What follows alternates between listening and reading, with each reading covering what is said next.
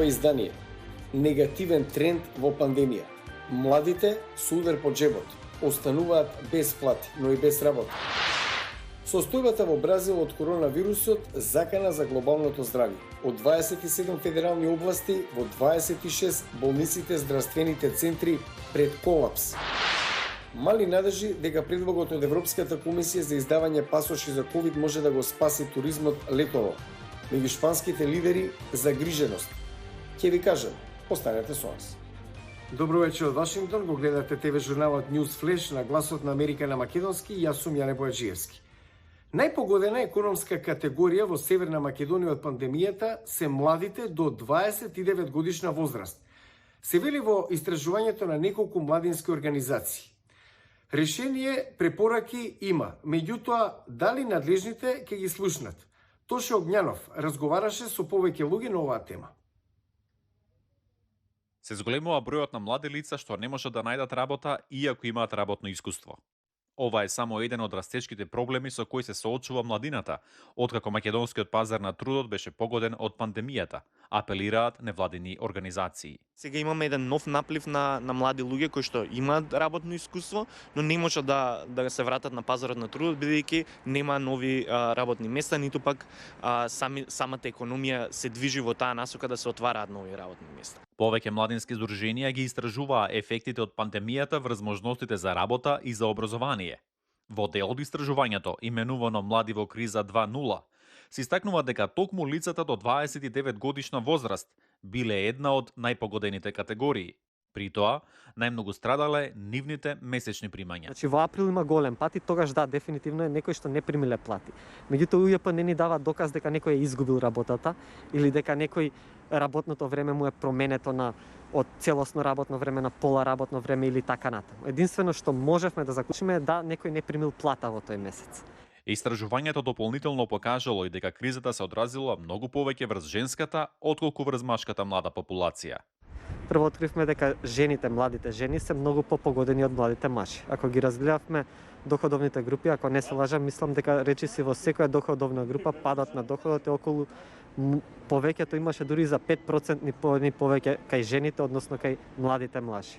Последици се очекуваат и врз квалитетот на образованието. Голем број професорите не беа спремни кон пренасочување на својата настава и наставни содржини кон дигиталните технологии и образование кон далечина. Предпоставката е дека е опанат квалитетот на образование кај младите. Верувам дека таква не е само состојбата во нашата држава и во останатите држави. Меѓутоа ќе повторам, се уште е рано да се направи анализа за кои се долгорочните последици од пандемијата врз квалитетот на образование. За надминување на наброените проблеми, младинските организации наведуваат повеќе препораки. Една од нив е можноста за одново вработување со доквалификации. Но за ова да се реализира, потребен е нов пристап. За да се вклопат нашите препораки, би требало и владата да размисли за променување на пристап. Од едни чадар политики кои што пробуваат сите да ги опфатат, кон концентрирани политики кон одредени таргет групи како што се младите и директно да им се помага на тој начин.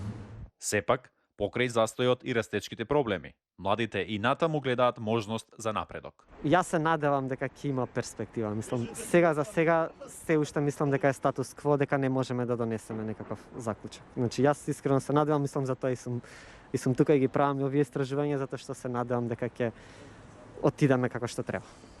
За Гласот на Америка од Скопје, Тоше Огњанов. Со над 80.000 случаи дневно, Бразил стана најпогодена земја во светот од пандемијата со коронавирусот.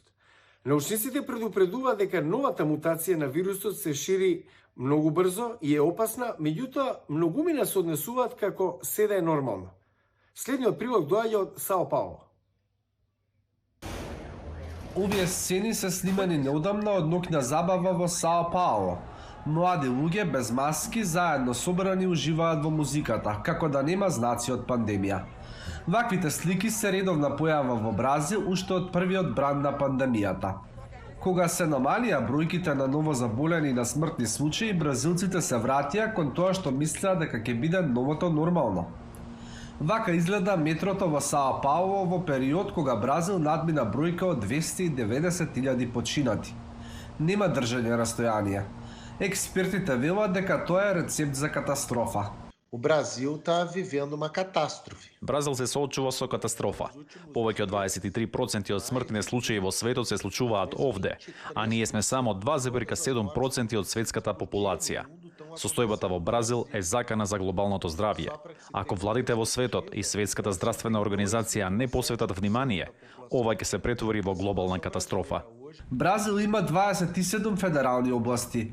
Во 26 од нив болниците и здравствените центри се пред колапс. Во Порто Алегре, на југот од Бразил, здравствениот систем е преоптоварен повеќе од 20 дена поред. Луѓето се разболуваат и умираат без да добијат лекарски третман. Лекарите не знаат што да направат за да ги спасат пациентите. Се одигруваат најлошите моменти од пандемијата. Nós esperamos aí. Се наоѓаме во многу тешко сценарио. Не знаеме што не очекува. Секој ден изгледа полош од претходниот. Со истото се соочува и Сао Пауло, најголемиот град во Бразил. 9 од 10 центри за интензивна нега веќе се преполни. Голем дел од болните пациенти умираат без да бидат прегледани од лекар. Семејствата чекаат денонокно надвор за да добијат каква било информација. Ја доведов сопругата во болницава. Не знам како е. Се молам на Бога да оздрави. Тешко е, вознемирен сум. Вирусот ја погоди цела фамилија. Татко ми, сестра ми, синот, а сега и сопругата. Сите имаат ковид. Многумина ја обвинуваат градската управа што не работела доволно да обезбеди вакцини и подобро да ја менаџира кризата. A culpa é do treinador. Кога тимот игра лошо, вината е кај тренерот. Така во Бразил вината треба да се бара кај највисокото водство. Болсонаро беше тој што рече дека пандемијата завршува. Председателот беше тој што ширеше дезинформации за лековите и рече дека вакцината не е безбедна.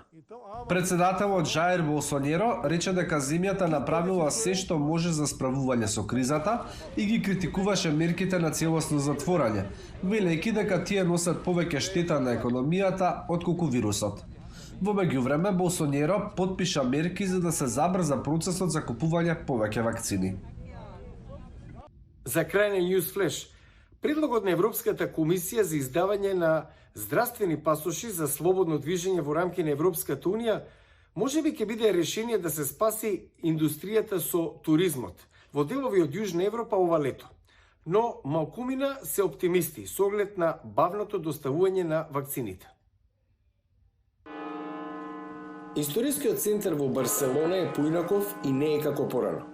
Без туристи по улиците, жителите на Барселона може да возат велосипед по центарот, што беше неможно во 2019 кога 12 милиони посетители ќе ги преплавеа улиците.